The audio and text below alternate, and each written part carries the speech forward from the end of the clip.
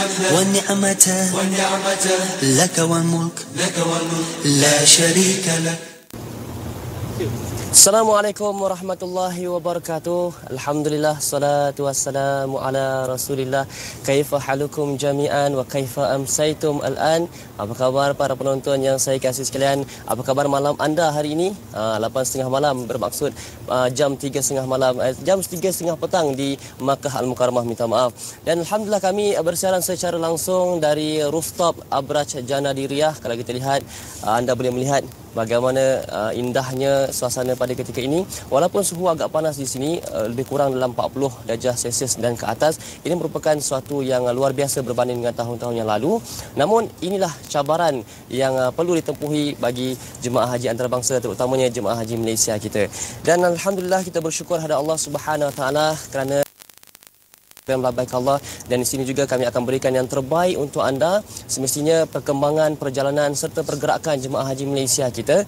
Dan walaupun alhamdulillah saya dimaklumkan lebih 80% jemaah haji telah memenuhi kota suci Makkah dan juga Madinah, dan melibatkan dan insyaallah pada akhir penerbangan melibatkan 77 penerbangan, mereka akan terus dibawa dari Jeddah menuju pada 25 Oktober ini nanti, insyaallah. Jadi para penonton, berkenaan status ataupun situasi keadaan jemaah haji Malaysia kita di Tanah Suci ini, rata-rata mereka yang saya temui, mereka dalam keadaan yang sihat walafiat, mereka sudah dapat menyesuaikan diri dengan baik. Dan alhamdulillah mereka agak teruja, ya. Bukan agaklah, tapi sebenarnya sangat teruja bila dapat melihat Kaabah itu seperti mana yang telah dijanjikan oleh Allah Subhanahu Wa Taala. Barang siapa yang melihat kepada Kaabah itu mendapat 20 rahmat. Dan apabila bersolat di hadapan Kaabah itu mendapat 40 rahmat. Dan apabila melakukan tawaf mengelilingi Kaabah itu akan memperoleh 60 rahmat. Ini merupakan satu bonus pada mereka yang bergelar Duyufur Rahman. Jadi para penonton, okay, kita tunggu ataupun kita hold sekejap berkenaan dengan situasi ataupun status jemaah haji Malaysia kita. Dan insyaAllah kita akan terus kepada package yang kami sediakan kepada anda berkenaan dengan Gua Hira.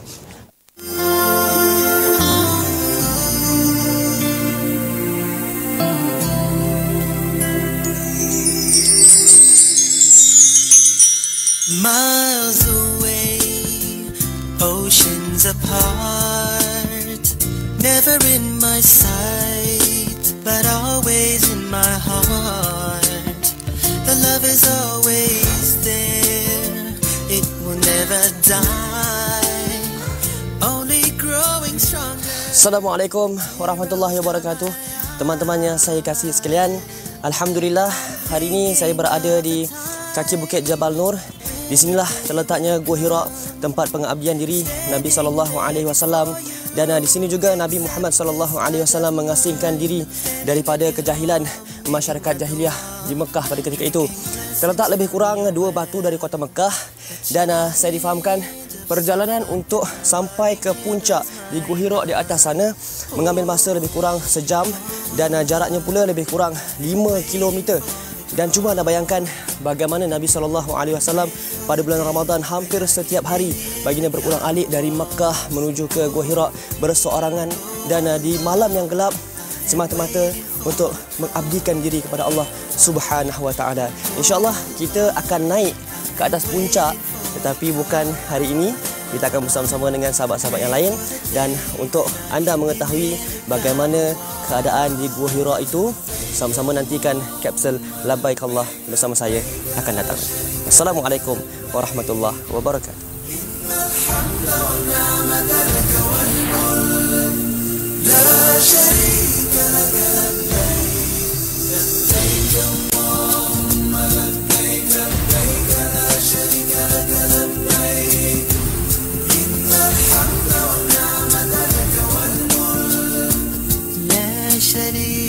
لك لبيك لبيك لبيك. Begitulah para penonton, kalau kita lihat bagaimana keadaan rupa bentuk Gua Hira, tempat bersemadi pengabdian diri Nabi SAW kepada Allah Subhanahu Wa Taala. Hampir setiap hari di bulan Ramadan, Nabi berulang alik dari kota Mekah menuju ke Gua Hira itu semata-mata untuk mengasingkan diri dari kejahilan masyarakat jahiliah ketika itu dan mengabdikan diri kepada Allah Subhanahu Wa Taala. Dan ketika itulah malaikat Jibril turun dan menyampaikan wahyu pertama yang berbunyi, Iqra bismi rabbikal ladzi khalaq. Bacalah dengan nama Tuhanmu yang menciptakan. Mudah-mudahan ia menjadi satu pengajaran dan ibrah kepada kita semua tentang kesungguhan Nabi SAW untuk mengabdikan diri kepada Allah Subhanahu Wa Taala. Baiklah para penonton, kita tutup dahulu bagaimana keadaan di Gua Hira tu dan kita terus kepada pakej yang akan kami sediakan untuk anda berkenaan dengan ingin mati di sini. Ada di antara kita yang bercita-cita untuk jasadnya disemadikan di kota suci Makkah Al-Mukarramah ini. Kerana di sinilah terkandung pelbagai peristiwa sejarah yang cukup hebat. Di sinilah terletaknya Masjidil Haram. Di sinilah terletaknya kiblat umat Islam iaitu Baitullahil Haram. Dan barangkali orang-orang pada zaman dahulu, jemaah haji Malaysia pada zaman dahulu, mereka hanya menaiki kapal laut untuk menunaikan ibadah haji yang memakan masa berbulan-bulan lamanya. Berbanding kita pada ketika ini, mungkin perasaan untuk disemadikan ataupun perasaan ingin mati di sini berbeza dengan mereka yang pergi dahulu sebelum kita.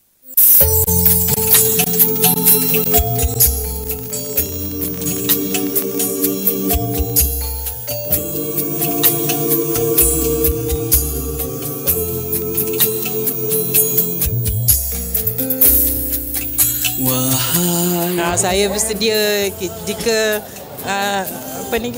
Tuhan nak ambil ke, saya relalah. Kita tawakal dan kita harap yang paling baik lah.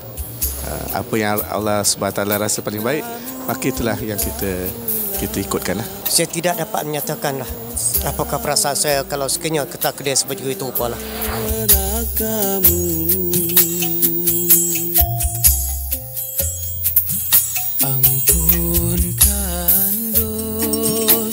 Aku terimalah taubat. Perasaan saya memang sangat gembira lah.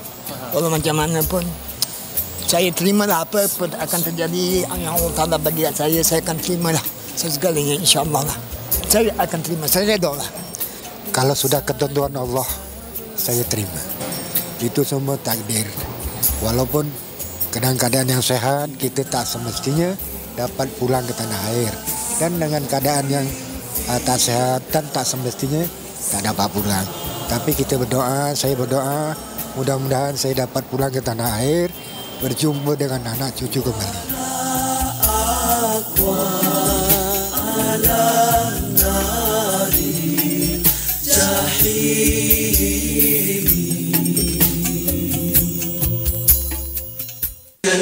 إن الحمد والنعمة لك والملك لا شريك لك. إن الحمد والنعمة لك والملك لا شريك لك.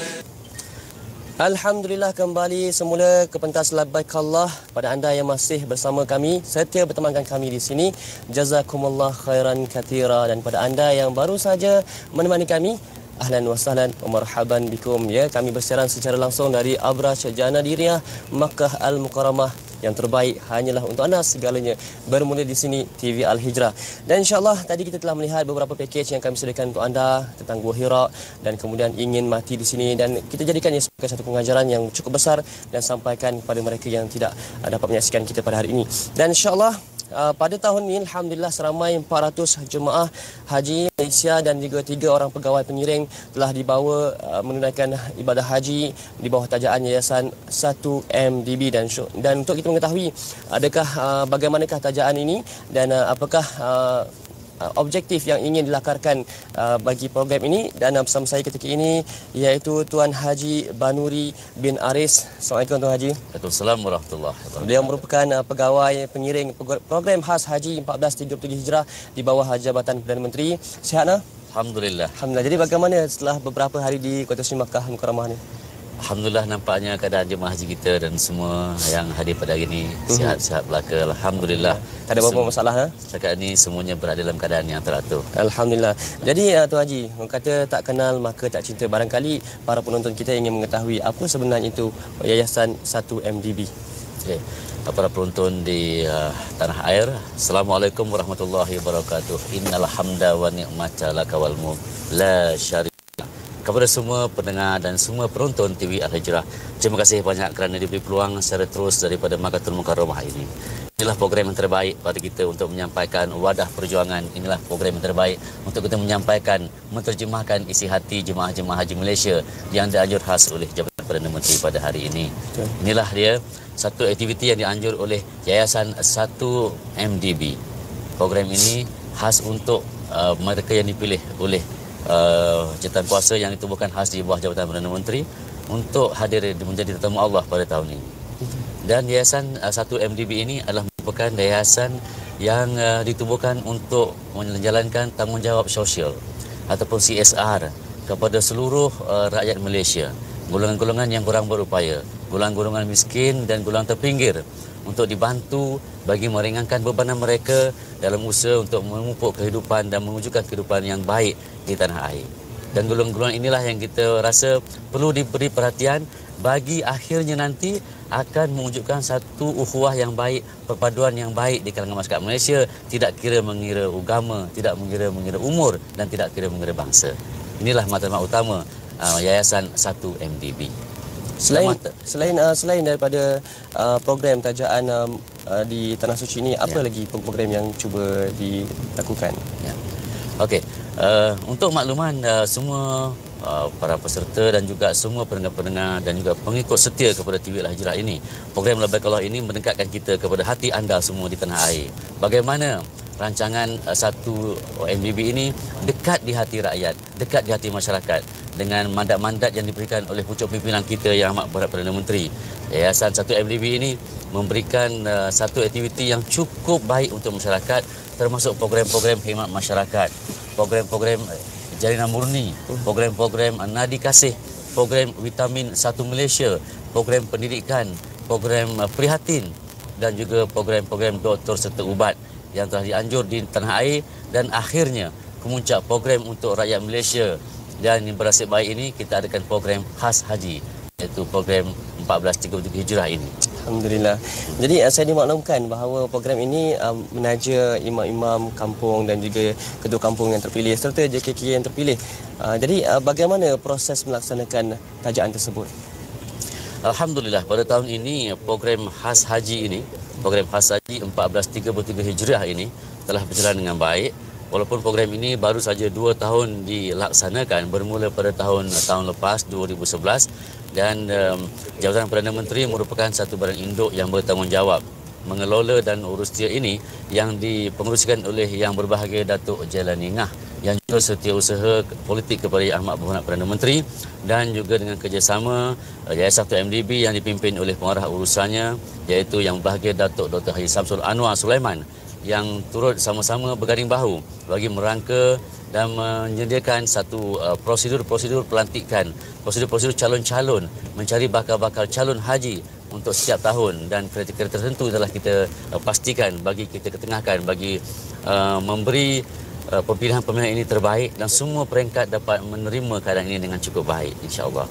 Tuan Haji, barangkali ada di antara kita yang sedang menonton ini terdiri dari kalangan imam-imam, ketua kampung. Jadi bagaimana, adakah mereka mempunyai peluang untuk bersama-sama kita pada program ini untuk tahun hadapan? Alhamdulillah, ini satu hikmah dan juga barakah wujudnya negara perpaduan yang ada di tanah air Malaysia kita, dengan pucuk pimpinan yang cukup dinamis, yang cukup tersusun ini. Yang Amat Berhormat Perdana Menteri cukup melihat dan prihatin kepada semua golongan masyarakat, kepada semua golongan-golongan yang diangkat umbi, termasuk mereka yang menjadi pemimpin di masjid, termasuk imam, nazir, khatib dan sebagainya, dan tidak ketinggalan pengurusi-pengurusi jawatan kuasa kampung yang turut serta menjaga keamanan, perpaduan, kemaslahatan ummah di peringkat akar umbi. Kita beri peluang ini kepada mereka, kita beri laluan ini kepada mereka, supaya mereka diberi peluang. Kerana ni Ustaz Syarul, kalau kita lihat statistik hari ini, mereka yang mendaftar untuk daripada Malaysia ni ramai fahamkan strategi tabung haji lebih 900 mereka yang mempunyai keupayaan untuk haji di Makkahul Mukarramah ini. Tetapi peluang-peluang yang diberikan atau laluan yang diberikan atau kota yang diberikan kepada negara kita hanya sekadar 28,000, iaitu berasaskan kepada 1% daripada 28 juta penduduk Malaysia. Tapi insya-Allah mereka akan ada peluang juga ya, Haji? Ya, insya-Allah. Jadi proses dia melalui proses yang agak begitu panjang. Termasuklah mereka ini akan dicadangkan oleh pemimpin-pemimpin masyarakat di peringkat undangan negeri, di peringkat parlimen dan di peringkat kementerian juga ada mencalonkan calon-calon yang diambil daripada pihak akar umbi dan tentunya akan diserahkan kepada jawatan kuasa yang akan diputuskan di peringkat Ibu Pejabat Jabatan Perdana Menteri. Jadi kepada para jemaah, insya-Allah anda juga dapat berpeluang untuk menikmati tajaan Yayasan 1MDB ini sebagai tetamu Allah Duyufur Rahman, insya-Allah Haji. Jadi sebagai pengawal pengiring, bagaimana pula dengan keadaan jemaah di bawah tajaan Yayasan 1MDB ini? Mereka sihat semua? Alhamdulillah, sehingga ke hari ini kesemuanya ceria. 400 orang ini dalam keadaan yang baik. Dan dalam rangkaian program ini, Yayasan 1MDB ini bukan bergerak keseorangan, tetapi pergerakan ini disokong oleh beberapa agensi lain, terutamanya Jabatan Perdana Menteri sendiri selaku orang yang meneraju program ini, dan juga Yayasan 1MDB adalah satu yayasan yang bertanggungjawab memberikan satu sumbangan dana untuk keseluruhan program ini. Begitu juga dengan tabung haji. Lembaga Tabung Haji tidak putus-putus memberikan sokongan dan dorongan yang baik. Tabung Haji juga adalah satu badan yang hari ini senantiasa menyokong dan memberi kerjasama dalam kita menjadikan satu program ini program yang berjaya daripada Malaysia. Apalagi satu badan NGO lain, Yayasan Felda, turut sama ke tengah untuk membantu dan memberi sokongan kepada jemaah-jemaah haji Malaysia untuk hadir ke Tanah Suci ini. Jadi semuanya alhamdulillah dipermudahkan Allah Subhanahu Taala. Insya-Allah. Jadi mungkin boleh ceritakan kepada para penonton ya, bila agaknya yayasan jemaah-jemaah dari Yayasan 1MDB ini tiba di Madinah dan juga Makkah dan kemudian menunaikan umrah. Alhamdulillah, penerbangan pada tahun ini kita telah bertolak daripada Kuala Lumpur hari itu, lebih kurang hari Sabtu 22 September. 22 September kita bergerak daripada Kuala Lumpur dengan penerbangan KT20. KT20 ya. Dengan memuatkan pesawat lebih kurang 400 lebih penumpang dan tiba di Madinatul Munawwarah. Dan jemaah haji ini telah diberi penerangan dengan cukup baik oleh pihak Lembaga Tabung Haji, dan jemaah-jemaah haji ini adalah jemaah haji yang terpimpin sebenarnya. Mereka mempunyai satu keterampilan yang baik untuk mereka tahu hadir ke tetamu Allah ini bukan sahaja mereka imam atau pengurusi JKK, tapi mereka tahu inilah dia waktu-waktu sesuai untuk menjadi contoh kepada semua bakal-bakal haji, kepada semua bakal-bakal tetamu Allah ini yang hadir di Madinatul Munawwarah. Dan di sana tabung haji telah memberikan kerjasama membuat program-program lawatan. Program lawatan di seluruh tempat-tempat bersejarah di Madinatul Munawwarah itu. Seterusnya memberikan khidmat-khidmat lain seperti pakej-pakej kaunseling, program-program untuk pakej mengeluarkan wang di sana juga tamu disediakan, dan juga khidmat rawatan perubatan, termasuk ubat-ubatan juga disediakan di sana. Dan tabung haji tidak lupa untuk memberikan khidmat-khidmat nasihat daripada masa ke semasa bagi memastikan semua jemaah haji Malaysia, khusus jemaah haji 400 orang ini berada dalam keadaan yang terbaik. Dan saya tertarik dengan apa yang dibawa pada hari ini. Mungkin boleh terangkan sikit berkenaan ini? Okey. Ini sebagai sahabat Taha ataupun sahabat tabung haji ya, sahabat Taha. Sahabat Taha ni ramai rakan-rakan sahabat Taha di seluruh tanah air yang turut bersama-sama ke tengah untuk menjadikan kejayaan program haji setiap tahun itu berada dalam keadaan cemerlang. Banyak program-program atau banyak syarikat-syarikat telah menaja beberapa produk-produk mereka. Yang paling besar yang boleh saya sebutkan daripada TM umpamanya. TM. Dan di tangan saya hari ini adalah produk-produk yang disumbangkan khas daripada Yayasan Felda. Alhamdulillah. Yayasan Felda merupakan satu lagi NGO yang tidak putus-putus memberikan sumbangan khidmat sosial mereka di seluruh tanah air. Bukan saja jemaah haji, saya dipahamkan Yayasan Felda memberi sumbangan kepada seluruh program-program yang dianjur oleh Kerajaan Malaysia untuk rakyat Malaysia. Dan kali ini khusus Yayasan Felda memberikan sumbangan vitamin-vitamin seperti ini, Proviton ini, dan ini vitamin Tricare Dermalon dan juga aromatis. Begitu juga satu lagi di sana ada satu vitamin C. Ini adalah satu supplementary, satu khidmat tambahan untuk jemaah-jemaah haji kita. Maklumlah Ustaz, jemaah haji kita ni ada yang berumur kurang lebih dari 50 tahun. Kita memerlukan sokongan-sokongan tambahan untuk mereka mendapat energi yang baik, bagi memudahkan mereka membuat ibadah haji. Jadi terima kasih banyaklah kepada Yayasan Felda telah menyediakan beberapa program ini, kerana inilah sumbangan khas. Sumbangan-sumbangan seperti vitamin ini Ustaz, yang dua ini kita berikan kepada seluruh jemaah haji satu Malaysia. Kalau 40,000 lah semua orang dapat. 3 kotak setiap seorang. Itulah saya pun dapat juga ni. Dapat juga Alhamdulillah. Maknanya sampailah mesej Yayasan Felda kepada seluruh rakyat Malaysia. Dan yang ini baru diperkenalkan pada tahun ini, sumbangan Yayasan Felda ini kepada jemaah-jemaah haji khas yang 400 orang ni, kita beri ekstra. Kita beri tambahan kerana insya-Allah ini akan memberi faedah kepada jemaah-jemaah kita, terutama imam-imam kita yang berumur lebih daripada 50-60 tahun itu dapat mengekalkan keceriaan mereka, mengekalkan kesihatan mereka dan terus beribadah untuk menjadi tetamu Allah di sini. InsyaAllah, mudah-mudahan. Jadi Tuan Haji, kalau mungkin secara ringkas, ada tak perancangan masa akan datang ke, mungkin adakah program ini hanya akan tamat pada selepas sahaja jemaah pulang ke tanah air, ataupun ia akan berterusan sehinggalah ke tahun hadapan atau tahun-tahun yang akan datang? Menyebut soal perancangan ni sebenarnya Ustaz, sebenarnya yayasan satu MDB dan juga Jabatan Perdana Menteri senantiasa mencari jalan ke hadapan. Apakah langkah yang terbaik untuk kita mencari pendekatan yang positif bagi memastikan semua jemaah haji Malaysia ini ataupun bakal-bakal jemaah haji Malaysia ini tahu maklumat yang tepat. Jadi salah satu objektif setelah kita kembali ke tanah air nanti, insya-Allah jemaah haji yang tahun lepas ada 111 orang, jemaah haji tahun ini ada 400 orang. Kita himpunkan sekali ada 511 orang semuanya ini. Bila kita satukan mereka, kita akan juga carikan satu idea-idea yang terbaik untuk kita panjangkan kepada pendengar-pendengar di sana. Yang imam balik beritahu dengan ahli qaryahnya, yang JKK-nya balik beritahu dengan ajaran kuasanya. Yang terbaik sahaja daripada tanah suci untuk mereka tahu bagaimana inilah satu pengorbanan kerajaan, satu usaha kerajaan, kepimpinan yang baik untuk memberi ruang kepada mereka, golongan-golongan yang tidak bernasib baik. Kalau kita lihat kepada 2-3 orang kawan-kawan kita ni, calon-calon ini berjumpa dengan saya, dia dah daftar haji, tetapi peluang untuk datang ke Mekah ini tahun 2040, tahun 2042, Masya-Allah. Ketika umur mereka dah 55-60, Ustaz. Adakah mereka sampai? Waliyahzubillah. Ini Tuhan saja akan merancangkan ini. Tetapi dengan peluang-peluang ini, maka jemaah-jemaah haji kita bersyukur kerana inilah satu ketentuan yang tak diduga di tanah air lagi. Menangis mereka Ustaz. Mereka menangis ketika sampai di Madinatul Munawwarah. Apatah lagi dapat menatap satu wajah sebenar, satu objek sebenar yang dipanggil Baitullah itu. Mereka menangis mengucap syukur dan berterima kasih kepada kepimpinan yang ada pada hari ini memberi peluang dan ruang ini kepada mereka hadir di tanah suci ini. Alhamdulillah. InsyaAllah jaringan ini akan berterusan dan diizinkan Allah SWT pada tahun yang akan datang. Mungkin kita akan boleh tambah dan tambah mengikut ketentuan yang telah diputuskan oleh pihak pucuk pimpinan.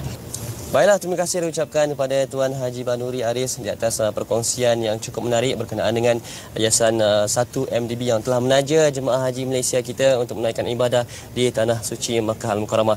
Tapi Tuan Haji, beg ini nampak berlainan dengan beg yang biasa kita dapat. Inilah satu-satunya beg Ustaz. Pengenalan diri kepada semua bakal-bakal jemaah haji kita. 400 orang tu akan menggunakan beg ini. Jadi kita boleh kenal mereka dengan beg inilah. Beg ini khas yang kita printed khas program khas Haji 1433 Hijrah ini yang ada logo Malaysia dan inilah hasil sumbangan khas daripada Yayasan Felda umpamanya. Dan ini memberikan identiti buat ketika ini untuk mengenali, memudahkan mereka tahu ini jemaah haji yang ditaja oleh JPM dan Yayasan YMDB dan ke mana-mana mereka kena pakai. Selain daripada tag nama oleh tabung haji ini, beg ini merupakan satu identiti mereka untuk mereka bergerak di luar daripada kawasan hotel dan memudahkan kita mengenali mereka. Dan alhamdulillah dengan cara ini pergerakan mereka agak mudah dan komunikasi mereka antara mereka juga agak lancar. Betul. Alhamdulillah. Terima kasih pada Yayasan Felda. Alhamdulillah. Terima kasih Haji. Baiklah para penonton yang saya kasih sekalian, kita telah sampai ke penghujung rancangan. Semoga paparan yang kami siarkan pada anda berkenaan dengan pakej-pakej Gua Hira, ingin mati di sini dan juga perbincangan yang cukup santai ini memberikan beberapa input yang cukup besar bagi kita semua dan kita doakan mudah-mudahan jemaah haji Malaysia kita berada dalam keadaan sihat walafiat dan juga dipermudahkan segala urusan untuk berwukuf di Arafah pada 25 Oktober nanti. Dan pada anda yang mempunyai sebarang cadangan dan komen, sila hantarkan kepada kami di labaikallah@tvalhijrah.com. Mudah-mudahan saya mohon maaf sebarang kesilapan dan kekhilafan sepanjang saya mengacarakan labaikallah ini. Dan untuk itu saya tutup dengan lafaz yang mulia. Wassalamualaikum warahmatullahi wabarakatuh. Labbaik Allahumma labbaik, labbaik la syarika lak labbaik, innal hamda wan ni'mata laka wal mulk la syarika lak. Wallahu a'lam. Rukun Islam yang kelima, menunaikan ibadah haji yang cukup syaratnya, wajiblah pergi. Fardu ain hukumnya, setiap pribadi wajib sekali seumur hidup. Siapa sudah cukup syarat-syaratnya,